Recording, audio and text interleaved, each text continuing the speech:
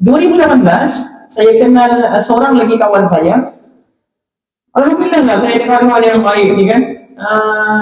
Dia pun cakap suruh saya simpan. Saya tanya dia pasal emas. Dia masa tu dealer party gold juga. Jadi saya study research, sebabnya kita kalau mau simpan emas kita yang patuh syariah. Kita risau sebab dia barang ribawi. Barang ribawi ni maksudnya kalau tak sah kita punya jual beli tu, kira kita terlibat dengan riba lah. Gitu. Jadi saya pun study, explore, saya puas hati. Sebab public gold ni dia ada panel syariah dia. Dr. Daud Bakar. Nanti tuan-puan search siapa Dr. Daud Bakar. Memang dia adalah orang yang renowned lah, dikenali dia punya backgroundnya dalam syariah kewangan Islam. Okay.